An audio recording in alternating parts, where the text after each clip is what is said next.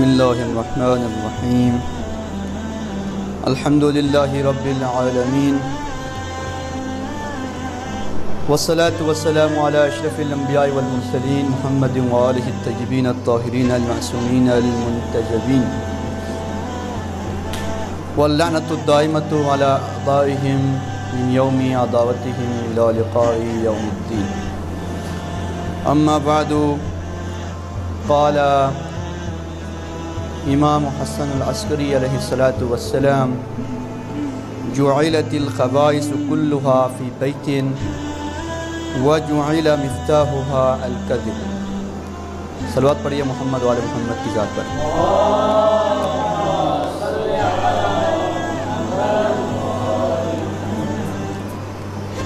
سب سے پہلے آج شب شہادت امام حسن العسکری علیہ السلام کی مناسبت سے تمام امت مسلمہ کی خدمت میں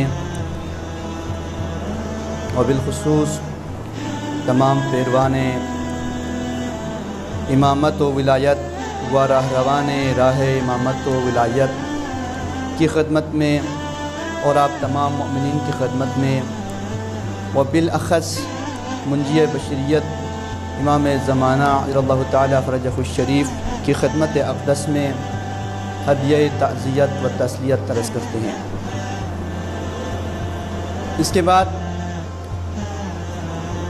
چونکہ مناسبت امام حسن العسکری علیہ السلام کی شہادت ہے تو سرنامہ کلام قرار دیا ہے امام علیہ السلام کی ایک حدیث کو، جس میں امام علیہ السلام فرما رہے ہیں کہ جعلت الخبائث كلها في بیت، تمام خباثتیں اور تمام برائیاں، تمام خباثتوں کو اور تمام برائیوں کو ایک گھر کے اندر جمع کیا گیا ہے۔ وجعل مفتاحها الكذب، اور اس گھر کے تالے کی چابی جھوٹ ہے۔ یعنی کیا مطلب؟ یعنی جھوٹ تمام برائیوں کی جڑ اور جھوٹ تمام خباثتوں کی جڑ ہے۔ جو انسان جھوٹ بولتا ہے، جو انسان سچ نہیں بولتا، جو اپنی قول میں سچائی کا مظاہرہ نہیں کرتا، جو اپنی زبان کو سچائی کے ساتھ آراستہ نہیں کرتا، جو اپنی زبان کو جھوٹ کے ساتھ متصف کرتا ہے، جو انسان جھوٹ بولتا ہے، سمجھ لیں کہ اس کے اندر اور بھی خباثتیں موجود ہیں۔ چونکہ امام علیہ السلام نے اس حدیث کے ذریعے سے ہمیں پیغام دیا ہے کہ جو انسان جھوٹ بولتا ہے، سمجھ لو اس جھوٹ کے ذریعے، چونکہ جھوٹ کیا ہے؟ تمام گناہوں کی چابی ہے اور تمام خباثتوں کی جڑ کیا ہے جی؟ جھوٹ ہے۔ تو جو انسان جھوٹ بولتا ہو، سمجھ لیں کہ اس کے اندر اور بھی برائیاں موجود ہیں، کیونکہ جھوٹ تمام گناہوں اور تمام برائیوں کی جڑ ہے۔ دیکھیں، آج کا ہمارے معاشرے کے اندر یہ سب سے بڑی بیماری ہے۔ اگر ہم ویسے مریض ہو جائے، ویسے ہم اگر جسمانی طور پر کوئی بخار ہو، کوئی نزلہ ہو، کوئی زکام ہو یا کوئی اور تکلیف ہو، تو ہم جلدی رجوع کرتے ہیں ڈاکٹر کی طرف۔ لیکن ہمارے اندر بہت ساری بیماریاں ہیں، روحانی بیماریاں، لیکن ہم ان کی طرف متوجہ نہیں ہیں۔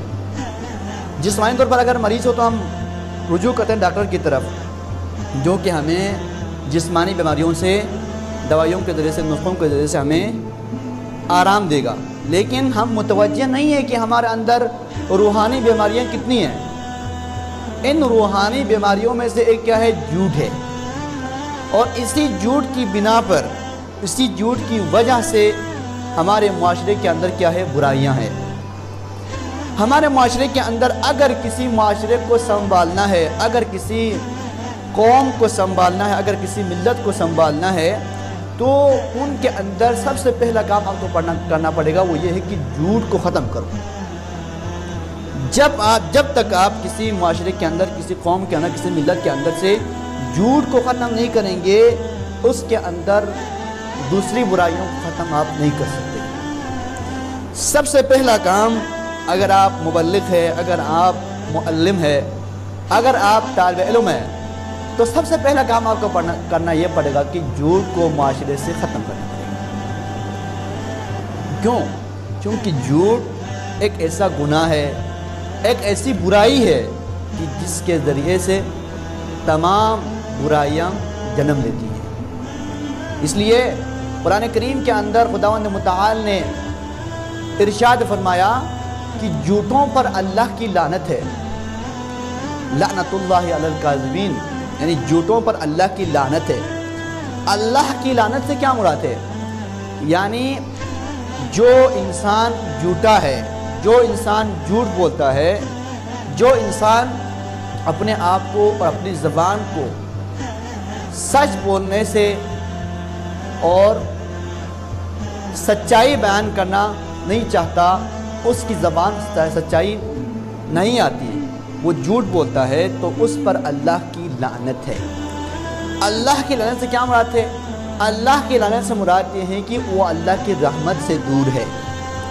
اللہ کی رحمت سے دور کا مطلب کیا ہے؟ یعنی اللہ کی رحمت سے دور کا مطلب یہ ہے کہ اللہ نے اس کو اپنے حال پر چھوڑ دیا ہے، اور جس بندے کو اللہ اپنے حال پر چھوڑ دے، اس پر سب سے بڑا عذاب یہی ہے کہ خدا کسی انسان پر اگر سب سے بڑا عذاب کرنا چاہتا ہے تو یہی کرتا ہے کہ اس کو اپنے حال پر چھوڑ دیتا ہے۔ تو ہمیں چاہیے کہ اس جھوٹ کی صفت کو اپنے اندر سے ختم کریں۔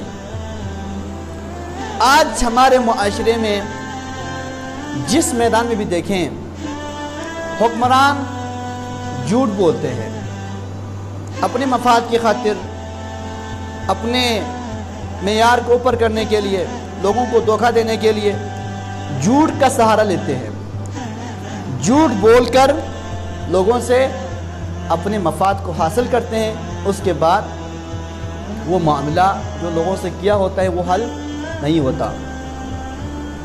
اور اگر یہی جھوٹ دین کے اندر آ جائے، اگر یہی جھوٹ ہمارے ممبروں سے اگر آ جائے، ہمارے ممبر پر جو آتے ہیں ذاکرین ہیں، علماء ہے، اگر یہ جھوٹ بولیں تو اصل جو دین ہے وہ نہیں پہنچا سکتا۔ اسی طرح سے اگر ہمارے معاملات کو دیکھیں، زندگی کے بہت سارے معاملات میں ہم جھوٹ کا سہارا لیتے ہیں۔ اس وجہ سے کیا ہوتا ہے؟ جھگڑے، نزاع، یہ سارے کس لیے ہوتا ہے؟ جھوٹ بولتے ہیں، پھر اس وجہ سے کیا ہوتے ہیں؟ معاشرے میں مشکلات کا سامنا ہوتا ہے۔ تو اس لیے فرماتے ہیں کہ تمام گناہوں کی جڑ اور تمام خباثتوں کی جڑ کیا ہے؟ جھوٹ ہے۔ تمام گناہوں کو اور تمام خباثتوں کو ایک گھر میں جمع کیا گیا ہے، اور اس گھر کی چابی کیا ہے؟ جھوٹ ہے۔ تو جو انسان جھوٹ بولتا ہے، اس کا مطلب یہ ہے کہ اس کے اندر اور بھی برائیاں ہیں، اور بھی کمیاں ہیں، اور بھی اس کے اندر گناہ کرنے کی اس میں کیا ہے؟ جرأت ہے۔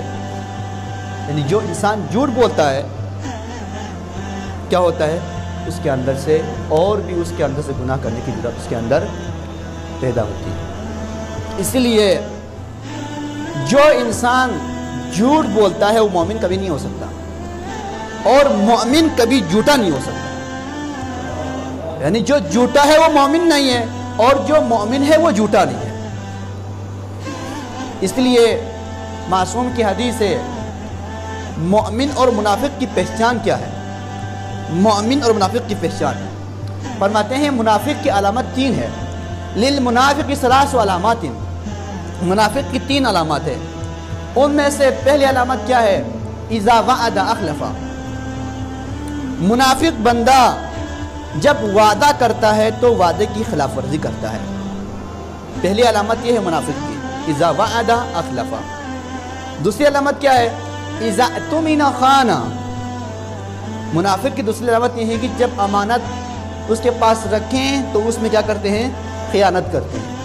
اور تیسری علامت یہ ہے کہ اذا حدث کذب یا کذب، جب وہ بات کرتے ہیں تو اس میں کیا کرتے ہیں؟ وہ جھوٹ بولتے ہیں۔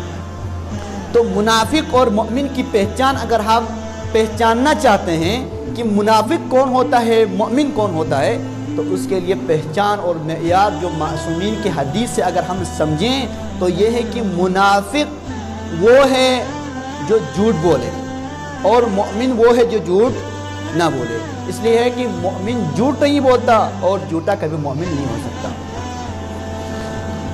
تو لہٰذا امام کی اس حدیث سے ہم نے یہ پہچانا کہ جھوٹ انسان کو نہیں بولنا چاہیے، اور یہ جھوٹ ہی ہے جس کی وجہ سے انسان کے اندر اور بھی خواصتیں اور بھی برائیاں اور بھی گناہ اس وجہ سے کیا ہوتا ہے، جنم لیتی ہیں۔ اس لیے ایک اور حدیث میں فرماتے ہیں کہ ایاکم والکذب،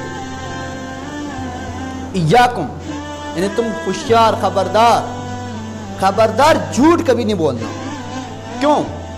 کیونکہ فَإِنَّ الْكَذِبَ يَهْدِي إِلَى الْفُجُورِ، کیونکہ جھوٹ کیا ہوتا ہے، جھوٹ یہ آپ کو لے جائے گا فسق و فجور کی طرف۔ یعنی جھوٹ اگر آپ بولیں گے تو اس جھوٹ کی وجہ سے آپ کیا کریں گے، اور بھی برائیاں انجام دیں گے، اور بھی گناہ اور بھی غلطیاں آپ کریں گے، اور جب اور گناہ کریں گے اور خطا کریں گے اور گناہ کریں گے تو کیا ہوگا، والفجور یہدی الی النار، اور یہ اور بھی گناہ کرنا یہ کیا ہوتا ہے، آپ کو جہنم کی طرف لے کے جائے گا، دوزخ کی طرف لے کے جائے گا۔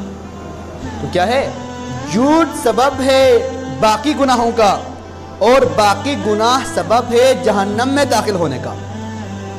تو ہمیں چاہیے کہ جھوٹ کبھی نہ بولیں۔ جھوٹ بولنے سے کیا ہوتا ہے، ویسے اگر ہم دیکھیں جو انسان جھوٹ بولتا ہے، جو انسان اپنی زبان کو صداقت کے ساتھ متصف نہیں کرتا، اس کے معاشرے میں کوئی ویلیو، کوئی اعتبار، کوئی معتبر بندہ شمار نہیں ہوتا۔ جو انسان جھوٹ بولتا ہو، جو انسان سچائی کا مظاہرہ نہیں کرتا ہو، اس کی باتوں پر کوئی اعتبار نہیں کرتا۔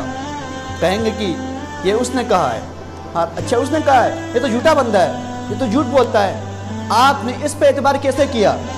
ایسے کہتے نہیں کہتے معاشرے میں۔ اس کا مطلب کیا ہے؟ اس کا مطلب یہ ہے کہ جو شخص جھوٹا ہے، جو شخص جھوٹ بولتا ہے، اس کے معاشرے میں کوئی ویلیو نہیں ہے۔ ایک صلوات پڑھیں محمد علی محمد کی ذات پر۔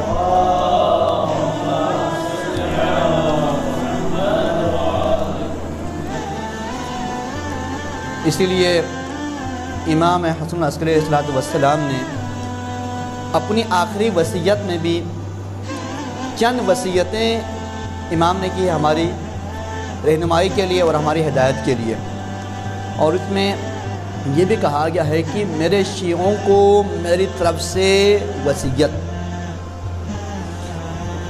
قال امام الحسن العسکری لشیعتہ، فرماتے ہیں اوصیکم بتقوی اللہ والورع فی دینکم والاجتہاد للہ وصدق الحدیث واداء الامانۃ الی من اؤتمنکم من بر او فاجر وطول السجود وحسن الجوار۔ اس میں امام فرماتے ہیں کہ میرے شیعوں کو میری طرف سے 7 چیزوں کی نصیحتیں ہیں۔ یعنی آج کا پیغام، آج شب شہادت امام حسن العسکری، اس میں امام ہمیں کیا فرما رہے ہیں، امام ہمیں کیا وصیت کر رہے ہیں، اس پر توجہ کرنا۔ سب سے پہلی وصیت امام فرما رہے ہیں اوصیکم بتقوی اللہ، میں تمہیں وصیت کرتا ہوں کہ تقوی الہی اختیار کرو۔ سب سے پہلی چیز اور سب سے پہلی وصیت جو امام حسن العسکری علیہ السلام نے ہمارے لیے کی ہے وہ کیا ہے، تقوی الہی، تقوی الہی اختیار کرو، جس کا خداوند متعال نے قرآن کریم کے اندر بہت ساری آیت کے اندر سے ہمیں فرمایا ہے کہ تقوی الہی اختیار کرو۔ جو تقوی الہی اختیار کرے گا وہ اللہ کا کیا ہوگا، مخلص بندہ ہوگا۔ ہم میں سے کسی کی کوئی اہمیت نہیں ہے کسی اور مناسبت سے۔ خداوند متعال نے کیا فرمایا، ان اکرمکم عند اللہ اتقاکم، تم میں سے بہترین انسان وہ ہے، تم میں سے خدا کے نزدیک جس کی عزت ہے وہ انسان وہی ہے جس کے اندر تقوی الہی ہو۔ جس کے اندر تقوی نہ ہو، جس کے اندر پرہیزگاری نہ ہو، اس کی کوئی اہمیت نہیں ہے۔ لوگوں کو آپ نہ دیکھیں، لوگ تو اس کو اہمیت دیتے ہیں جس کے پاس مال ہو، جس کے پاس دولت ہو، جس کے پاس پیسہ ہو، لیکن دین کی نظر میں، ائمہ کی نظر میں اور خدا کی نظر میں کس کو اہمیت ہے؟